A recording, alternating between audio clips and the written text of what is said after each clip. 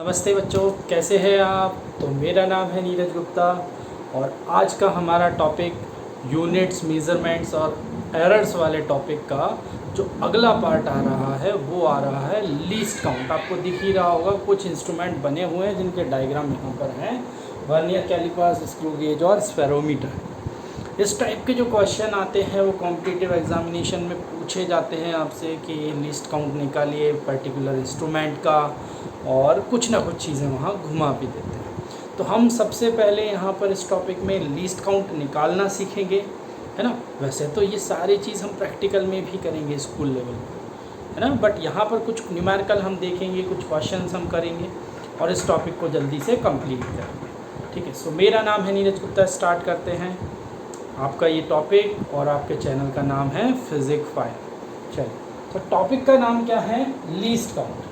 अब least count हम तीनों डिवाइसेस के निकाल रहे हैं। लीस्ट काउंट मतलब होता क्या है? What is the meaning of the least count? Least count is the smallest value of physical quantity.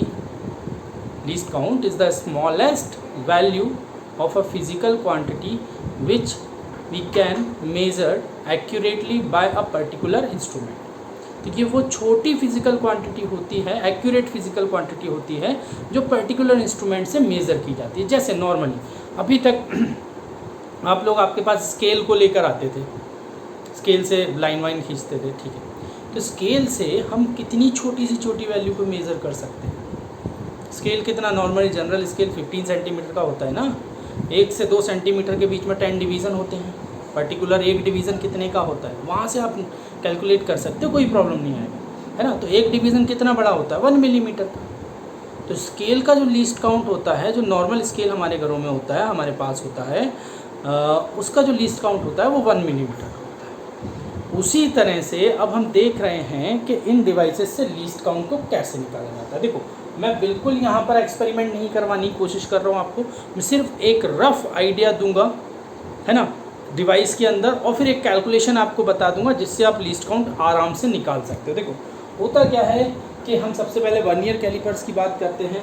तो वर्नियर कैलिपर्स का डायग्राम आपके सामने है, आपने देखा हुआ है स्कूल लेवल पर, कोई प्रॉब्लम वाली बात नहीं। इवन बच्चों को आपको निकालना आता भी होगा, मैक्सिमम बच्चों को, कि लीस्ट काउंट कैसे निकलता है। ठीक है, तो जब भी हम लीस्ट काउंट निकालते हैं तो क्या करते हैं, यहाँ पर 2 स्केल मेज़र करते हैं, देखते हैं। एक स्केल होता है, अच्छा ये विंडो जो दिखाई दे रहा है ना, इस विंडो पे नीचे सिम्बॉल्स बने होते हैं, इसे वर्नियर स्केल बोला जाता है ना। ये जो विंडो है इसे वर्नियर स्केल बोला जाता है। इस स्केल की मार्किंग यहाँ नीचे होती है। अच्छा, जो इसके अंदर दिखाई दे रहा है, जो पीछे वाला स्केल है, जो जिस पर रीडिंग लिखी हुई है 0 1 2 3 4 5, वो मेन स्केल होता है, वो मेन स्केल होता है। जब भी हम किसी चीज़ का लेंथ या डायमेंशन मेज़र करते हैं, यहाँ पर लेंथ ही निकलेगा, ऑब्वियस सी बात है।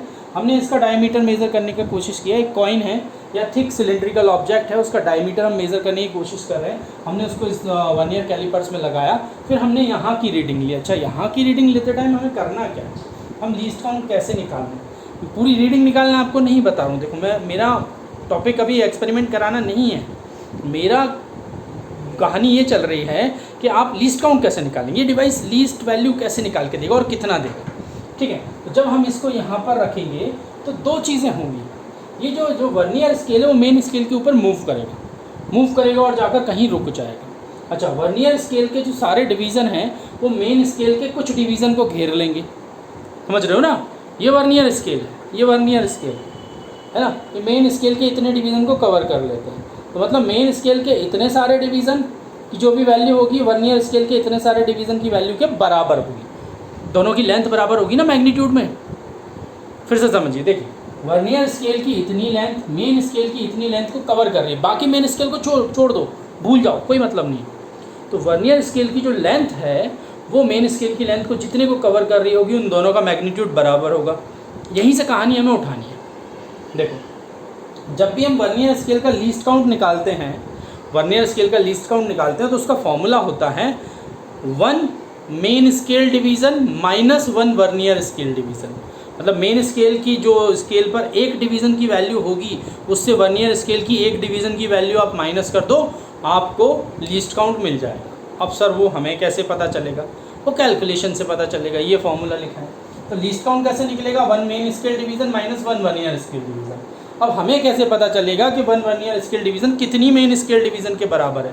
तो मैंने अभी आपको बताया कि कितना मैग्नीट्यूड वर्नियर कैलिपर्स का वर्नियर स्केल का इसको कवर कर रहा है, मेन स्केल को इतना, एक दूसरे से बराबर हो जाए, मैग्नीट्यूड बराबर है। तो हम क्या लिखेंगे यहाँ पर, देखिए एम क्या है, एक डिवीज़न मतलब length of one division of main scale.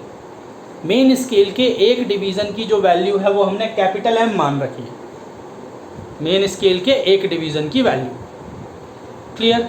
अच्छा, अगर एक डिवीज़न की मेन स्केल की वैल्यू कैपिटल एम है तो हमने मान लिया मेन स्केल की जो लेंथ कवर हो रही है वो कितनी कवर हो रही है, ए, मतलब इतनी वहाँ पर। समझिए, देखिए एक डिवीज़न, मैं इसको थोड़ा सा मैग्नीफाई कर दूँ यहाँ पर,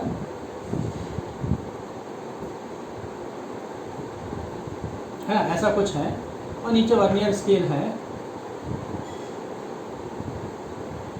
ऐसा, ये इतना कवर कर रहे हैं, इन दोनों की ये वाली लेंथ मेन स्केल की, ये वाली लेंथ वर्नियर स्केल की बराबर है। अब कहानी ये बन रही है आपके पास कि जो वर्नियर स्केल की एक डिवीज़न की वैल्यू है वो कितनी है, एम।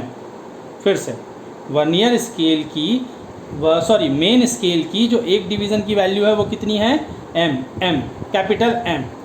तो size of one main scale division is capital M.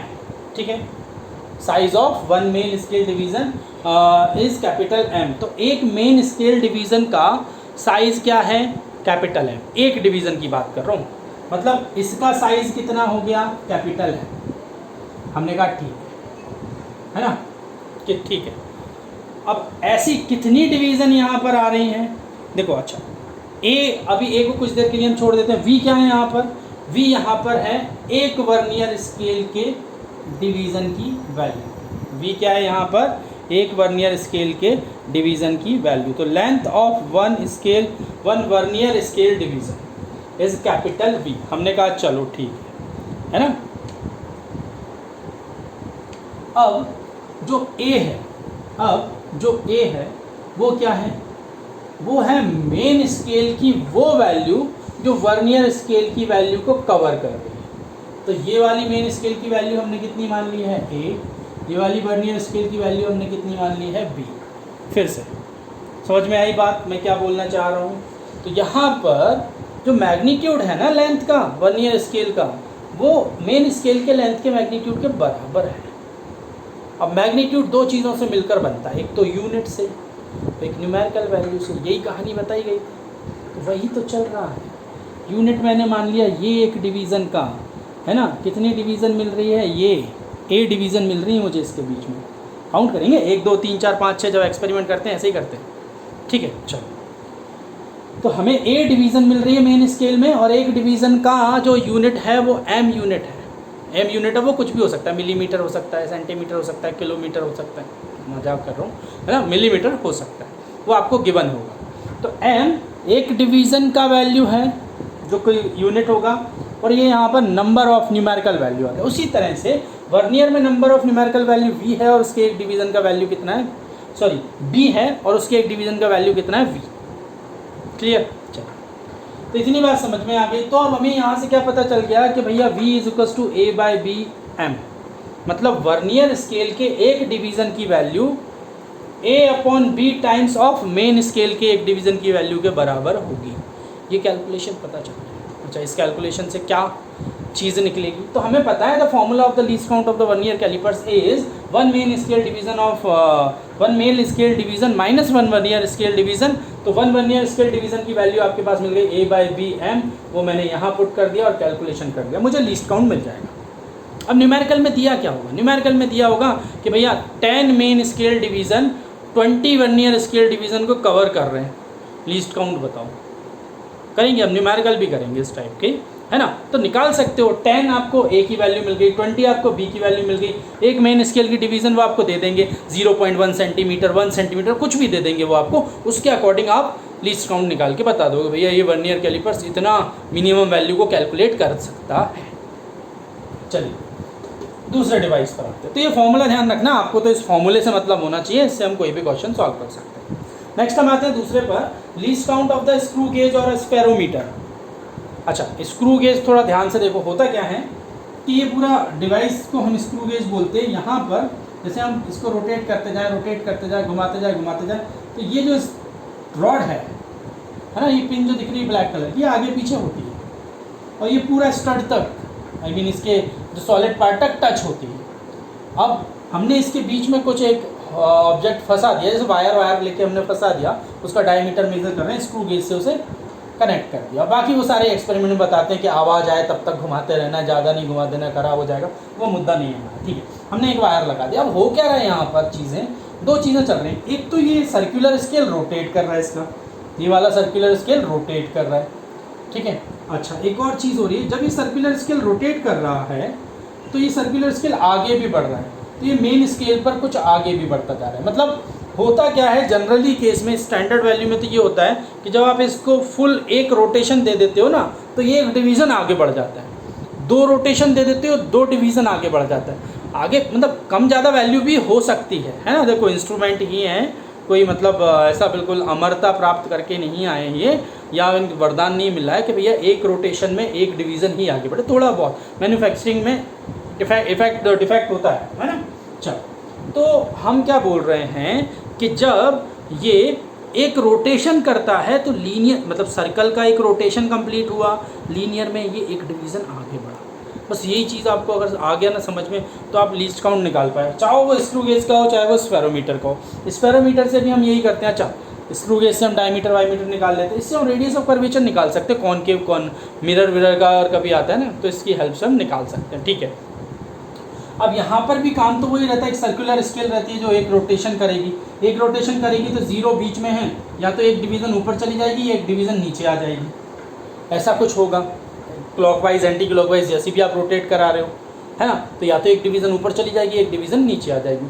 मतलब मान के चलो कोई ऐसा ऑब्जेक्ट रख दिया आपने कॉन्वेक्स टाइप का, तो जो स्क्रू है वो ऊपर जाएगा, आपको एंटी क्लॉकवाइज रोटेट कराना पड़ेगा, धीरे धीरे ऊपर जाएगा। मान लो आपने कॉनकेव टाइप का ऐसा रख दिया, तो अब ये स्क्रू नीचे आएगा उसका रेडियस ऑफ कर्वेचर मेजर करने के लिए, तो आपको क्लॉकवाइज रोटेट कराना पड़ेगा। ठीक है, वापस मैं बोल रहा हूँ, मेरा मुद्दा ये नहीं है ना, करें क्या, वो आदत है ना, टीचर हैं तो एक्सप्लेनेशन की बात आती है कहीं। ठीक, बट इसको अभी हम छोड़ते हैं। हमारा मुद्दा ये समझना नहीं है, हमारा मुद्दा ये समझना है कि लीस्ट काउंट कैसे निकालेंगे। तो सिंपल सा फॉर्मूला है दोनों डिवाइस के लिए लीस्ट काउंट निकालने का, कि least count of any device, मतलब इन दोनों में से, इसकी बात नहीं कर रहा हूँ, इसका फॉर्मूला बता दिया। Least count of screw gauge और spherometer is equals to pitch upon total number of division on the circular scale. अब ये पिच क्या है, पहले हम इसकी बात करते हैं, फिर हम बाकी सारी बात करेंगे। पिच का मतलब होता है एक रोटेशन में कितना डिवीज़न आगे बढ़ा, समझ रहे हो, ये पिच कहलाती है किसी भी डिवाइस की, मतलब इन दोनों में से किसी भी डिवाइस की पिच क्या कहलाती है कि एक रोटेशन में कितना आगे बढ़ा। स्क्रू रहते हैं ना, स्क्रू, उसके अंदर चूड़ियाँ बनी रहती हैं, वो पिच कहलाती है। अब यहाँ पर हम क्या बोलेंगे, पिच का स्टैंडर्ड मतलब क्या निकलेगा कि distance moved by the screw on linear scale, linear scale पर स्क्रू कितना डिस्टेंस मूव कर रहा है अपॉन नंबर ऑफ रोटेशन। मतलब मान के चलो कि उसने डिस्टेंस मूव किया लीनियर स्केल पर उसने डिस्टेंस मूव किया, कितना डिस्टेंस मूव किया उसने, दो मतलब दो चूड़ी जो बना हुआ है ना, गैप सर्कल रिंग, तो 2 रिंग आगे गया, है ना। कितनी बार घुमाने पर, 2 बार घुमाने पर। कितनी बार घुमाने पर, 2 बार घुमाने पर। तो हमने 1 बार 2 बार पूरा घूम गया, तो 2 रिंग आगे चला गया, कहाँ पर, लीनियर स्केल पर। तो 2/2 नंबर ऑफ रोटेशन, पिच कितना आ गया, 1। तो 1 यहाँ रख देंगे upon number of circular scale division जितनी भी हैं। तो इस सर्कुलर स्केल पर आपको डिवीज़न जैसे यहाँ 200 लिखा हुआ है, यहाँ पर या तो 50 लिखा होगा या 100 लिखा होगा, तो वो रखकर हम वैल्यू निकाल सकते हैं। क्लियर है। तो बहुत इजी है लीस्ट काउंट निकालना, ज़्यादा बड़ा समस्या वाली बात नहीं है। लीस्ट काउंट इसका आप याद रखें, 1 main scale division minus 1 one year scale division. और इस वाले फॉर्मूले से आप 1 वन ईयर स्केल डिवीज़न की वैल्यू निकाल सकते हैं, उसे यहाँ पुट कर दें, आपका आंसर आ जाएगा। यह नहीं तो आप डायरेक्ट फॉर्मूला याद रखो, आपका आंसर आ जाएगा। यहाँ पर आप लीस्ट काउंट कैसे निकालोगे, पिच अपॉन सर्कुलर स्केल पर जितनी भी डिवीज़न हो, वो 100 200 300 400 1000 2000 5000 10000, फिर से मजाक कर, है ना, 100 200 जितना भी हो वो वैल्यू रख देना। ठीक है, अब नेक्स्ट पिच कैसे निकलता है वो मैंने बता ही दिया, कितनी बार घुमा रहे हो, कितनी रिंग आगे गया, तो जितनी रिंग आगे गया वो अपन जितनी बार घुमा रहे हो वो डिवाइड कर दो। ठीक है, चलो अब हम कुछ न्यूमेरिकल कर लेते हैं इसके ऊपर। तो तो और कहानी हमें अच्छे से क्लियर हो जाएगी, ठीक है, फिर हम आगे बढ़ जाएंगे। अच्छा, इस टॉपिक के बाद ये यूनिट, डायमेंशंस, एरर, ये सब वाला टॉपिक हमारा पूरा ही ख़त्म हो जाएगा। तो ये टॉपिक हम ख़त्म करके कुछ न्यूमेरिकल करेंगे इससे रिलेटेड, लीस्ट काउंट से रिलेटेड। फिर हमने जो एरर्स वाला पिछला टॉपिक किया था, एक आध क्वेश्चन उससे भी उठा लेंगे, है ना। और ये सब ख़त्म करके फिर अगले वीडियो में पूरे चैप्टर से रिलेटेड एक दो न्यूमेरिकल हर टॉपिक से, और एक दो से भी ज़्यादा हुए तो जैसा भी होगा देख लेंगे, हम पूरे टॉपिक को एक बार रिवाइज कर लेंगे विथ न्यूमेरिकल, ठीक है। चलिए आते हैं हम क्वेश्चन पे। तो पहला क्वेश्चन क्या आ रहा है भैया हमारे पास? पहला क्वेश्चन आ रहा है 1 centimetre on the main scale. Question लिख रहा हूँ, है ना। 1 centimetre on the main scale of vernier calipers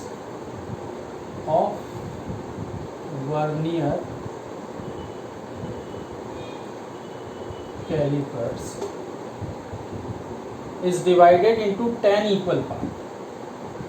Is divided into 10 equal parts.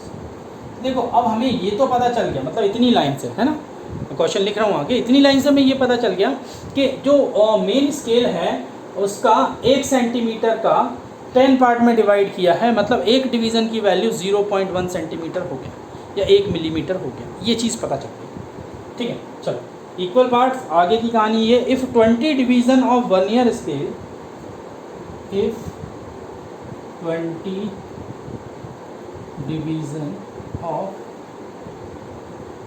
Vernier scale coincide with 8 small division of the main scale.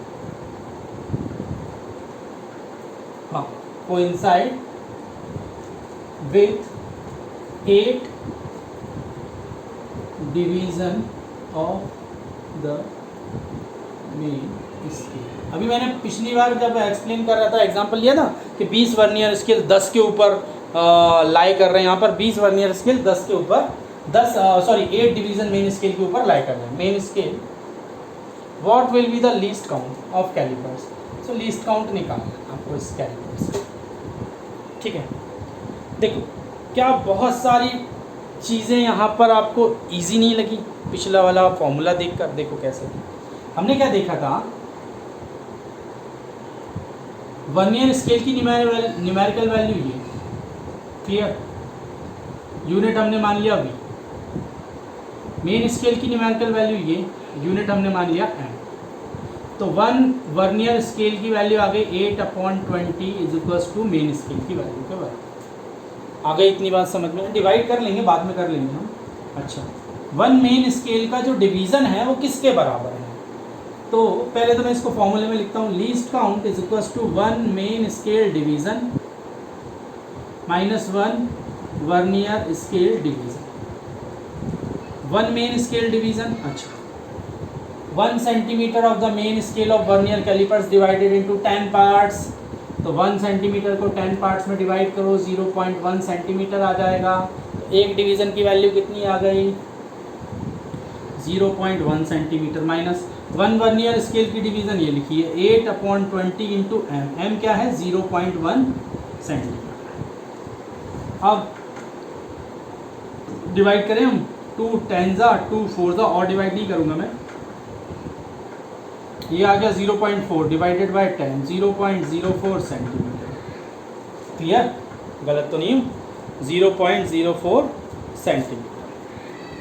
अब हम यहाँ से इसको थोड़ा सा सॉल्व कर लेते हैं। 1 सेंटीमीटर से 0.04 माइनस करूँगा तो 0.06 सेंटीमीटर, ये मेरे पास लीस्ट काउंट आ गया 0.06 सेंटीमीटर, है ना। ये क्या आ गया? उस डिवाइस इंस्ट्रूमेंट का लीस्ट काउंट। तो क्या क्वेश्चन बहुत ज़्यादा टफ था? ना, बिल्कुल नहीं, ठीक है ना, क्वेश्चन बहुत ज़्यादा टफ नहीं था। ठीक है, चलिए एक और क्वेश्चन देखते हैं कि if nth division of main scale coincide with n+1th division of vernier scale. मतलब अब आपको ये वाला हिस्सा मैं यहाँ से हटा दूँ है ना, वो बोल रहे हैं if n+1 division of vernier scale coincide with nth division of main scale, nth division of main scale, ठीक है। Give one main scale division is given one main scale division is equal to a units, है ना। Given one main scale division is one main scale division is equal to a units, equal to a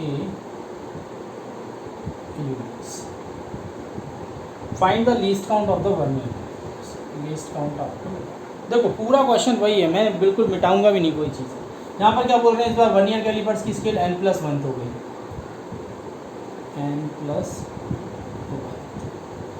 इसकी n, तो one main scale division n/n+1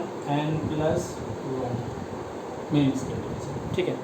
चलो अब कहानी ये बन रही है, one main scale division -1 vernier scale division, यहाँ पर हम ऐसे ही लिखा रहने देते हैं, वन मेन स्केल डिवीजन, और वन वर्नियर स्केल डिवीजन किसके बराबर है, n/n+1 मेन स्केल डिवीजन के बराबर है।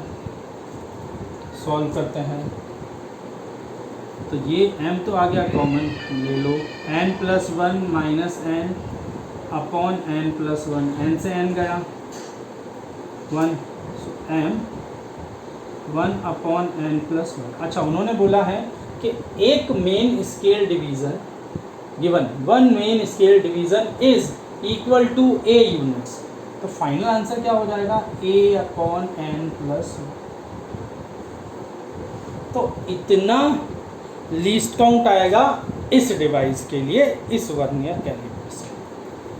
क्लियर, समझ में आई बात? कभी गलती नहीं होगी यार, बस जरा सा तो कंसेप्ट याद रखना है वर्नियर कैलिपर्स के लिए, बहुत सिंपल क्वेश्चन है ना। चलो एक और क्वेश्चन है, स्फेरोमीटर पे question.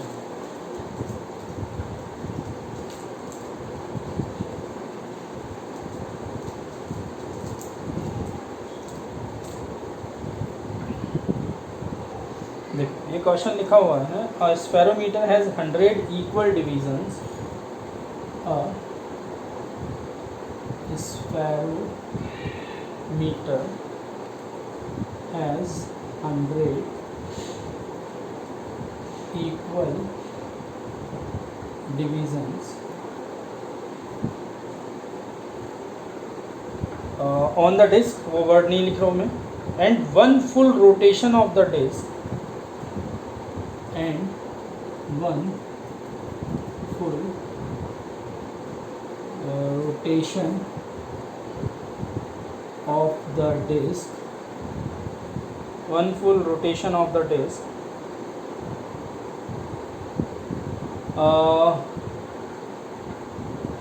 one full rotation of the disk, हाँ ठीक है,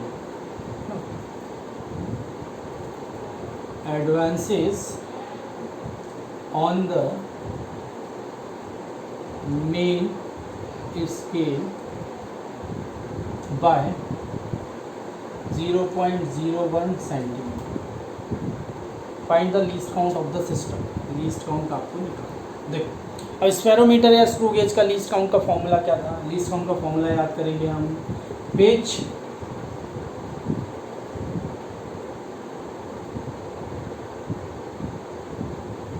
upon number of divisions on circular scale, ठीक है। पिच क्या होती थी, पिच होती थी कि एक रोटेशन में स्क्रू कितना आगे चल रहा है, तो इन्होंने बता दिया, पिच डायरेक्ट ही बता दिया कि एक रोटेशन में and the full rotation of the disc advances on the main scale by 0.1, है ना। तो इसके मेन स्केल पर कितना चल रहा है, 0.1 सेंटीमीटर आगे चल रहा है, और कितने रोटेशन में, एक रोटेशन में, तो पिच की डायरेक्ट वैल्यू मैंने लिख दी यहाँ पर कितनी 0.1, तो फाइनल फार्मूला मेरे पास 0.1 upon number of circular scale division which is 100। तो क्या बहुत टफ क्वेश्चन था, 0.0001। ठीक है, या इसको मैं क्या लिख सकता हूँ, 0.1 इंटू 10⁻⁻3। गलत तो नहीं हो, 1 2 3 सही, या 1 इंटू 10⁻⁻4 सेंटीमीटर। सारी कहानी किस में चलेगी हमारे पास, सेंटीमीटर में, क्योंकि यहाँ पर ये वैल्यू सेंटीमीटर में दी हुई है। ठीक, कोई कन्फ्यूज़न तो नहीं, लीस्ट काउंट के ऊपर किसी भी डिवाइस का लीस्ट काउंट हम इस तरह से निकाल सकते हैं। मैं जो नेक्स्ट वीडियो बनाऊंगा उसमें भी कुछ एक क्वेश्चन हम ले लेंगे इस टाइप के भी, तो एक बार और रिवाइंड हो जाएंगे। अभी हम कुछ क्वेश्चन देखते हैं जो एरर्स के ऊपर है, वापस से flotation of error, combination of errors के जो देखे थे ना हमने पार्ट, कि मल्टीप्लिकेशन करेंगे, डिवीज़न करेंगे, क्या होगा, क्या कहानी बनेगी, उससे रिलेटेड कुछ क्वेश्चंस देख लेते हैं। चलिए, तो क्वेश्चन मेरे पास आ रहा है, चलिए पहला क्वेश्चन लिखते हैं हम। एरर से रिलेटेड, फिर हम पूरा एक वीडियो पूरे सारे क्वेश्चन के लिए होगा जिसमें डायमेंशन भी आ जाएगा, एरर भी आ जाएगा, लीस्ट काउंट भी आ जाएगा, सभी के क्वेश्चंस आ जाएंगे। तो अभी एरर का एक और क्वेश्चन देखते हैं हम। The initial and final temperature of water has recorded. Water का इनिशियल टेम्परेचर आपको दिया हुआ है 40.6 प्लस माइनस 0.2 डिग्री सेल्सियस। ठीक, एंड फाइनल टेम्परेचर दिया हुआ है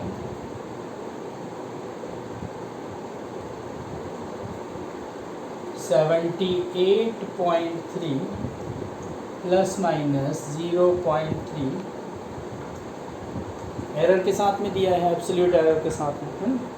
चलिए, calculate the rise in temperature with proper error limits. तो राइज इन टेम्परेचर हमें निकालना है, बहुत सिंपल क्वेश्चन है। प्रीवियस वीडियो में हमने इस टाइप के कुछ क्वेश्चंस किए भी हैं। राइज इन टेम्परेचर निकालना, राइज इन टेम्परेचर मतलब कितना टेम्परेचर बढ़ गया।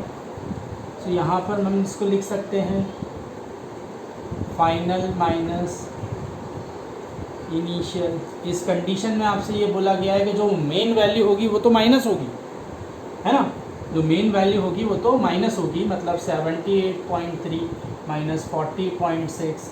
अच्छी बात है, इसको माइनस करेंगे, 13 में से 6 गया, 7 बचा, 7 में से 0 गया, 7 आ गया, और 7 में से 4 गया, 3 डिग्री सेल्सियस। ये तो मेन वैल्यू आ गई, बट एरर का क्या।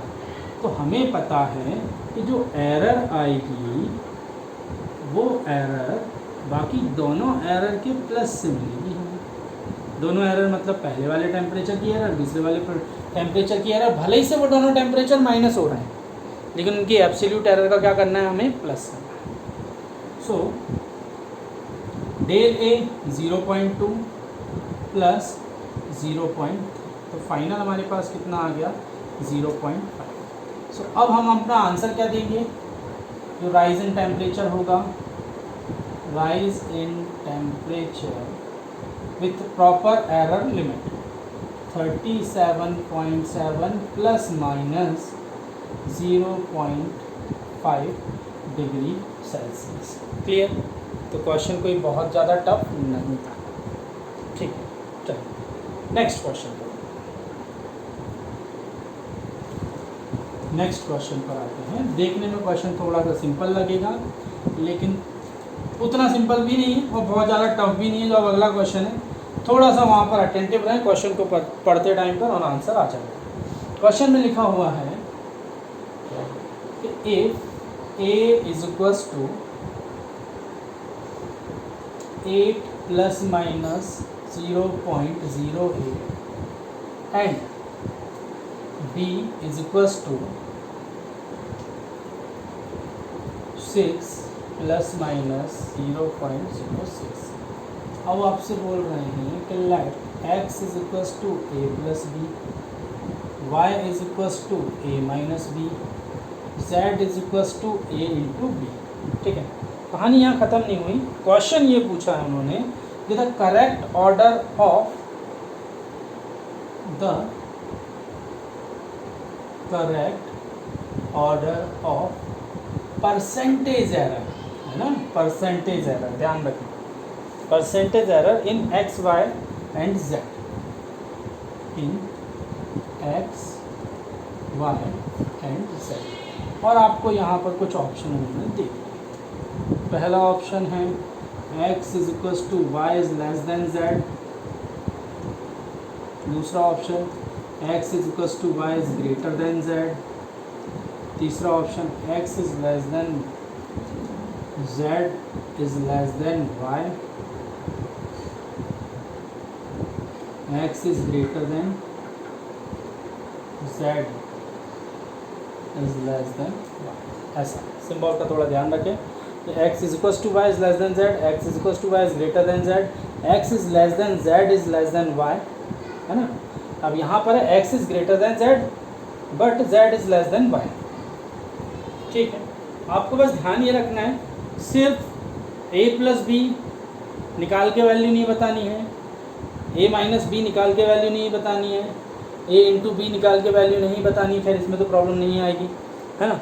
हमें उनके परसेंटेज एरर को निकाल के फिर रिलेशन को बताना है ना, परसेंटेज एरर को निकाल के उसके बाद रिलेशन को बताना है। हमने कहा ठीक है चलो करते हैं इस क्वेश्चन को सॉल्व। हाँ जी देखो ये सिंपल था, x वाला तो x वाला निकालना क्या टफ है कोई नहीं, मैं डायरेक्ट करूँगा इस बार। a plus b individual value add हो जाएंगी, मतलब 14 प्लस माइनस एरर भी प्लस हो जाएगा, मतलब 0.14, गलत तो नहीं होगी। बट क्या ये पूछा गया है हमसे? नहीं, वो तो परसेंटेज एरर पूछ रहे हैं। तो परसेंटेज एरर कैसे निकलता है? Del x upon x into 100, गलत तो नहीं हूँ मैं। अच्छा डेल एक्स मतलब इसकी एरर 0.14 अपॉन एक्स मतलब 14 इंटू 100, इससे ये डिवाइड करेंगे 0.1 आ जाएगा, इंटू 100 करेंगे तो 100 करके कितना आ जाएगा 10%, गलत तो नहीं है, मैंने ये गलत कर दिया, 0.1 नहीं आएगा 0.01 आएगा, है ना। अभी सही है 0.01, और अब 100 से इंटू करेंगे तो ये आ जाएगा 1%। तो पहले वाले की परसेंटेज एरर में x की वैल्यू आ गई 1%, दूसरे वाले y इज इक्वल टू, अच्छा माइनस करना है, मतलब इंडिविजुअल वैल्यू ओरिजिनल वैल्यू तो माइनस होगी, 8 माइनस 6 कितना हो जाएगा 2 प्लस माइनस, ठीक है। एरर अगेन प्लस होंगी तो ये 0.14। अच्छा परसेंटेज एरर निकालना है तो del y upon y into 100, ठीक है। तो यहाँ पर डेल y की वैल्यू अगेन 0.14 बट y की वैल्यू इस बार 2 है, इंटू 100, 0 1 डिवाइड होगा नहीं, 0 7, तो 7%, क्लियर है ना। तो यहाँ पर एरर कितनी आई 1%, यहाँ पर एरर कितनी आ रही है 7%। चलिए नेक्स्ट को निकालते हैं हम। नेक्स्ट में थोड़ी सी मेहनत करनी पड़ेगी, है ना। इतना तो निकाल लिया, मैं इसको यहाँ कहीं लिख दूँ आंसर को। x के लिए आया 1% और y के लिए आया 7%। अब इसको रब करना पड़ेगा, इनको रब करना, ठीक है। और यहाँ पर y की वैल्यू भी लिख देता हूँ 2 प्लस माइनस 0.1।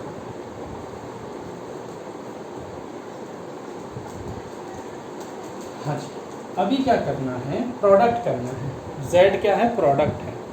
तो कहानी ये बनती है कि प्रोडक्ट में ओरिजिनल नंबर का तो प्रोडक्ट ही करेंगे, लिखूंगा बाद में मैं उसको, बट पहले प्रोडक्ट का जो रिलेटिव एरर होगा वो कैसे निकलेगा। सो प्रोडक्ट का रिलेटिव एरर निकलता है यहाँ पर ऐसे, प्लस माइनस, गलत तो नहीं हूँ मैं, del x, sorry del x नहीं, ये दो नंबर से मिलकर ए और बी से, so del A upon A plus del B upon B, clear हो गई बात। तो z का अगर मुझे एब्सोल्यूट एरर निकालना है, चूँकि तो वो दोनों क्वांटिटी प्रोडक्ट हो रही हैं, अगर डिवाइड होती तो भी यही करते, तो हम क्या करेंगे del z upon z plus minus relative error चल रहा है डेल ए अपॉन ए और डेल बी अपॉन बी, चलिए। सो डेल z निकालना है, z को क्रॉस मल्टीप्लाई कर दिया, डेल ए डेल ए मतलब फर्स्ट वाली वैल्यू का एरर। फर्स्ट वाली वैल्यू का एरर कितना दिया हुआ है आपको 0.08 अपॉन ए वाली वैल्यू कितनी है प्लस डेल बी एरर है 0.06 अपॉन 6 इंटू जेड कितना आएगा, जेड इन दोनों का प्रोडक्ट आएगा मतलब 8 6 40। ठीक है, समझ में आ गई कहानी, तो ये ध्यान रखना। अब आगे del z plus minus 0.01 0.01 into 40 plus minus 0.02 48 to ज़ा 96, 2 डिजिट के बाद डेसिमल 0.96। अगर मैं गलत नहीं हूँ तो यही आ रही है वैल्यू 0.96। ठीक, तो ये तो एब्सोल्यूट एरर आ गया z का, है ना। सुनना, z का एब्सोल्यूट एरर मतलब z को मैं कैसे लिखूँगा, z is equals to 8 6 48 original value plus minus उसका एब्सोल्यूट एरर 0.96। बट क्या मुझे ये ओरिजिनल वैल्यू से कोई मतलब है, नहीं। ओरिजिनल वैल्यू के बाद मुझे परसेंटेज एरर निकालना है इसका। उन्होंने बोला है ना correct the order of the percentage error in x y z, ये और करना पड़ेगा जो कि हम भूल जाते हैं, कभी कभी ऐसा हो जाता है। तो अब परसेंटेज एरर जेड के लिए z del z upon z into 100। Again यहाँ पर क्या होगा, डेल जेड की वैल्यू कितनी है 0.96 अपॉन जेड की वैल्यू 48 इंटू 100। ठीक है, 48 टू ज़ा 96 मतलब 2%। तो z मेरे पास कितना आ गया। अब आप क्रॉस चेक कर सकते हैं सारी वैल्यू परसेंटेज में क्या सही होगा। देखो y बड़ा है, y सबसे बड़ा है, ठीक है, y इज़ ग्रेटर देन और x is greater than z छोटा है नहीं, ये वाला ऑप्शन तो गलत हो जाएगा, ये वाला ऑप्शन करेक्ट है। x सबसे छोटा 1%, z उससे बड़ा 2%, y सबसे बड़ा, थर्ड वाला ऑप्शन क्या हो जाएगा आपका, करेक्ट। क्लियर हुई बात, आई बात समझ में। एक और क्वेश्चन लेते हैं, इसी टाइप से एरर का एक और क्वेश्चन उठाते हैं। देखो क्वेश्चन करेंगे तो मज़ा आएगा, और क्वेश्चन में इंटरेस्ट लेंगे तो और ज़्यादा मज़ा आएगा। बट हम सिर्फ देख के छोड़ दें और फिर और ऊपरी ऊपरी पढ़ लें तो वो मज़े वाली बात नहीं है, थोड़ा घुसना पड़ता है चीज़ों में, है ना। चलो एक और क्वेश्चन लेते हैं। Question,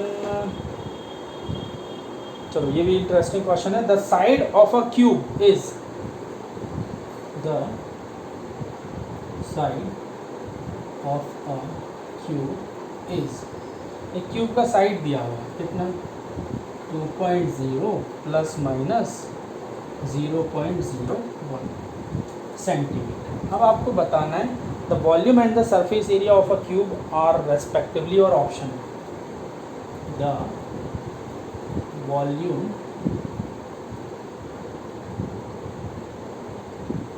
and the surface area, और ऑप्शन आपके पास दिए हैं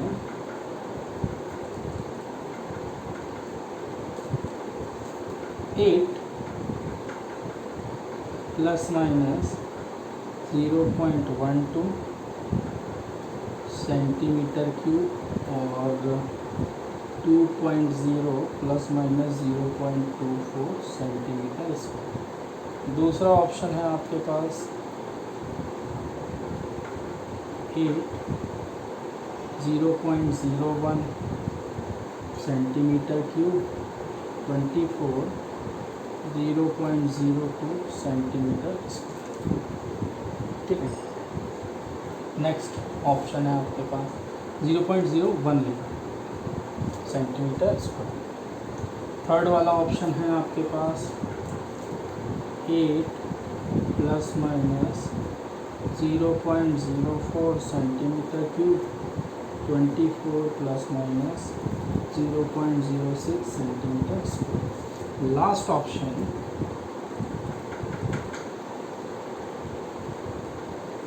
सेंटीमीटर क्यूब और 24 प्लस माइनस